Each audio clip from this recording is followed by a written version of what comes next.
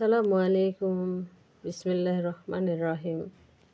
তাহাজ্জুদ নামাজের সময় রাসূলের দোয়া।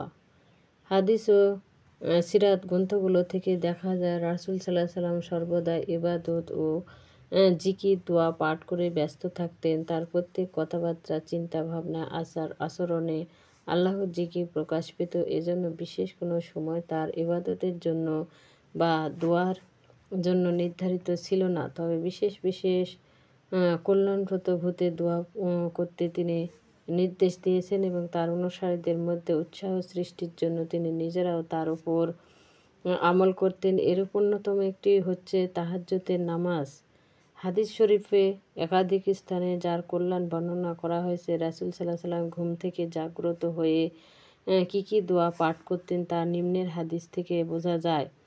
হযরত আসিম ইবনে হুমায়দ বলেন, আমি হযরত আয়েশা রাদিয়াল্লাহু আনহাকে জিজ্ঞেস করলাম, নবী সাল্লাল্লাহু আলাইহি সাল্লাম রাতে কী বলে নামাজ শুরু করতেন? তিনি বললেন, তুমি এমন বিষয়ে প্রশ্ন করেছ যা ইতিপূর্বে কেউ করেনি। রাসূল সাল্লাল্লাহু আলাইহি সাল্লাম 10 বার আল্লাহু আকবার বলতেন, 10 বার আলহামদুলিল্লাহু, 10 বার সুবহানাল্লাহ, 10 বার লা ইলাহা ইল্লাল্লাহু এবং 10 বার আস্তাগফিরুল্লাহ বলতেন।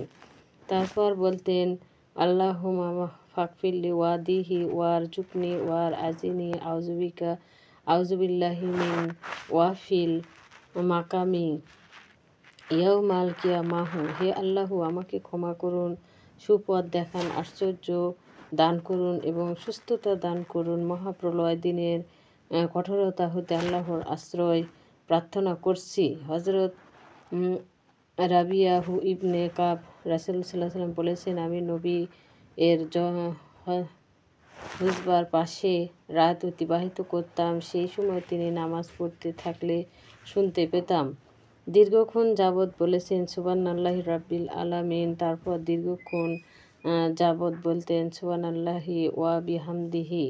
হযরত ইবনে আব্বাস রাদিয়াল্লাহু আনহু বলেছেন, রাসূল সাল্লাল্লাহু আলাইহি সাল্লাম ঘুম থেকে উঠে বসে এবং হাত দিয়ে মুখমণ্ডলে ঘুমের আবেশ মুখে ফেলতেন এবং তারপর সূরা আল ইমরানের শেষ 10 আয়াত পাঠ করতেন। এভাবে রাসূল সাল্লাল্লাহু আলাইহি সাল্লাম তাহাজ্জুদের সময় তাসবিহ, তাহলিল, জিকির, আজকার ও বিভিন্ন দোয়া পাঠ করতেন। তিনি আল্লাহর কাছে তার জন্য এবং তার উম্মতের সুখ ও সমৃদ্ধি ও সৎ পথ প্রদর্শনের জন্য দোয়া করতেন। রাসূল সাল্লাল্লাহু আলাইহি সাল্লামের তাহাজ্জুদ নামাজ। রাসূলের তাহাজ্জুদ নামাজ সুন্নাতে মুকাদ্দা। রাসূল সাল্লাল্লাহু আলাইহি সাল্লাম ইচ্ছাকৃতভাবে এই নামাজ আদায় করেননি। এই নামাজ 2 রাকাত করে পড়ায় উত্তম। রাসূল সাল্লাল্লাহু আলাইহি সাল্লাম ও সাহাবায়ে একরামগণ এভাবেই পড়েছেন। রাসূল সাল্লাল্লাহু আলাইহি সাল্লাম রাতে জাগ্রত হওয়ার পর তিনি মিসওয়াক করে ওযু করতেন। নিদ্রা থেকে উঠেই তিনি কোরআন তেলাওয়াত করতেন। ওযু করার পর রাসূল সাল্লাল্লাহু আলাইহি সাল্লাম অত্যন্ত বিনয় ও নম্র ও প্রেম বিগলিত চিত্রে